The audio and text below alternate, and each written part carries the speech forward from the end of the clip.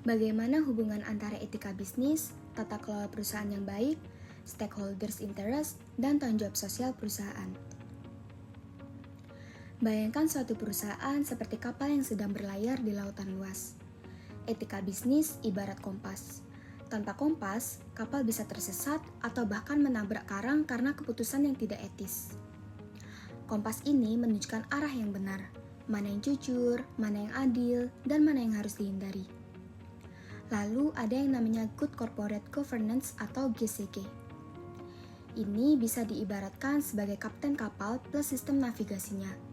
Siapa yang membuat keputusan, bagaimana cara mengelola keuangan, transparansi ke penumpang, semuanya diatur.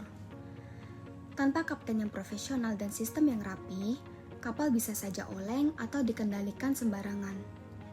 Lantas, siapa penumpangnya? Itulah para stakeholder. Mulai dari pemegang saham, karyawan, pelanggan, sampai warga sekitar dan alam.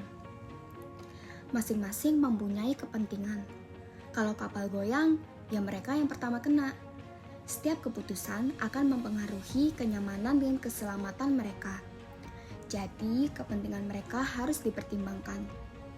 Nah, CSR alias Corporate Social Responsibility itu seperti bekal dan bantuan yang dibawa kapal untuk orang-orang yang ada di pulau-pulau yang dilalui.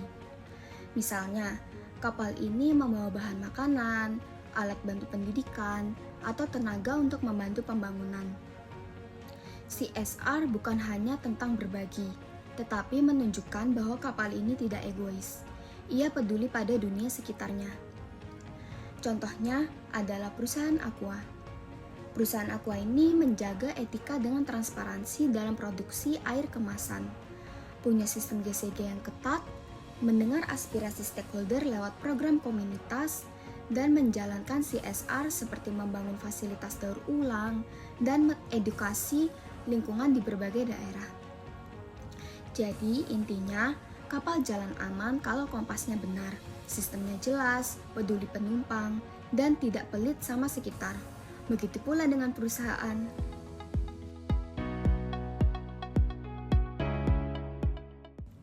Kepemimpinan etis dan tata kelola perusahaan yang baik itu bukan dua hal yang berdiri sendiri. Justru mereka saling memperkuat. Kepemimpinan etis adalah gaya kepemimpinan yang berlandaskan pada nilai moral, seperti kejujuran, keadilan, dan tanggung jawab. Pemimpin yang etis tidak hanya fokus pada pencapaian target bisnis, tetapi juga pada bagaimana target itu dicapai, apakah dengan cara yang benar, adil, dan sesuai nilai. Sementara itu, tata kelola perusahaan yang baik atau good corporate governance adalah sistem.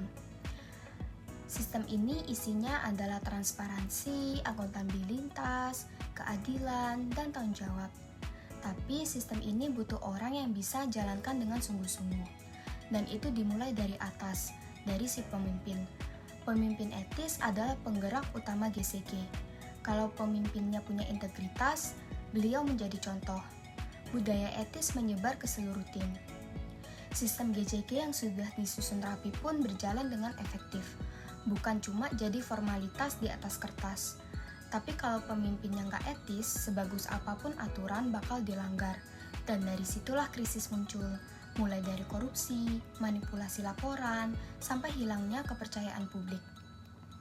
Etika dalam kepemimpinan menciptakan budaya perusahaan yang sehat. Budaya ini akan mendukung implementasi GCG secara menyeluruh. Pemimpin etis mencegah penyalahgunaan wewenang. Hal ini penting agar tata kelola berjalan sesuai prinsip, bukan demi kepentingan pribadi. GCG memberi kerangka, etika memberi arah. Pemimpin yang etis menjadikan GCG bukan sekedar kepatuhan, melainkan komitmen. Banyak perusahaan sukses dan dipercaya publik, seperti Unilever, Bank Mandiri, dan Telkom Indonesia. Mereka memiliki pemimpin yang menekankan integritas. Hal itu membuat penerapan GCG mereka berjalan dengan baik dan berdampak positif pada reputasi perusahaan. Pemimpin yang benar bukan cuma memikirkan keuntungan, tetapi juga turut memikirkan dampaknya. Dan itulah awal dari perusahaan yang sehat, berkelanjutan, dan dipercaya semua orang.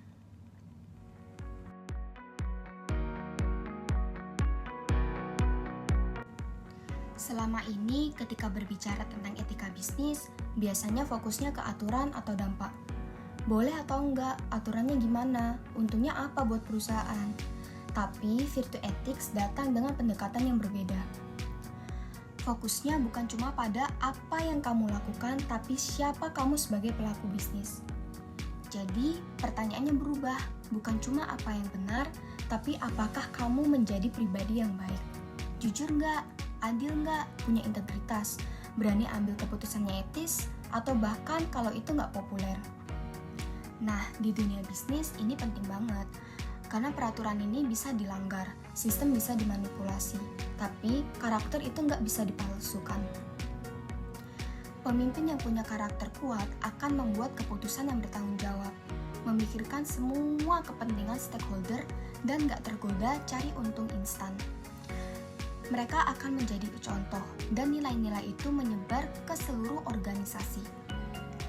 Virtue Ethics juga mengajarkan bahwa bisnis itu bukan cuma soal cari untung, tapi juga soal tumbuh jadi pribadi dan perusahaan yang lebih baik. Yang peduli pada dampak, bukan cuma pada angka. Contohnya apa? Contohnya, pemimpin Unilever, beliau nggak cuma mengejar laba, tapi juga nilai keberlanjutan, keadilan, dan kemanusiaan jadi bagian dari bisnisnya.